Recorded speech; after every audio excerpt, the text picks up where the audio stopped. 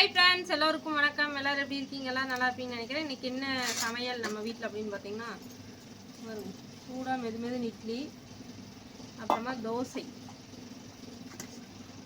சுகாசும் ஆராதனாவும் சாப்பிட்டாச்சு. நாங்கள் 3 பேர் இன்னும் சாப்பிடவில்லை. இன்னைக்கு வந்து துவரம்பருப்பு சட்னி அரைச்சேங்க ஃப்ரெண்ட்ஸ். நல்லா இருந்துச்சா சுகாஸ்? சட்னி நல்லா இருந்துருக்குமே, டிஃப்ரெண்டா. புரியல. தக்காளி சட்னி மாதிரி. தக்காளி சட்னி மாதிரி எப்படி இருக்கு? சாப்பிட்டு பார்க்கலாம். துவரம்பருப்பு சட்னி வேற மாதிரி டேஸ்டா இருக்கு. சாப்பாட்டுக்கெல்லாம் செய்வோம். சூப்பரா இருக்கு.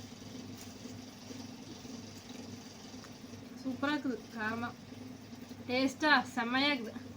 உண்மையாம சின்ன வெங்காயம் நிறைய போட்டு, தக்காளி, கடுகுக்குள்ள போடுற கடலைப்பருப்பு இவ்வளவு, துவரம்பருப்பு இவ்வளவு, புளி கொஞ்சமா, பூண்டு, சீரகம், குருமிளகு, கொத்தமல்லி போடல, உப்பு தேவையானாலும் போட்டு, கருவேப்பிலை போட்டு வச்சுக்கிறோம். ஆனால் செம டேஸ்ட்டாக இருக்குது. பெரிய வெங்காயம் போட்டால் கூட இப்படி இருக்காது. சின்ன வெங்காயம் தான் அவ்வளோ டேஸ்ட்டு.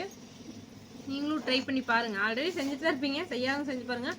சாப்பாட்டுக்கும் செமையாக இருக்கும். தோசை இட்லிக்கு செமையாக இருக்குது. ரொம்ப நாள் கழித்து அரைச்சிருக்கிறேன். தேங்காயும் கொஞ்சம் போட்டேன்.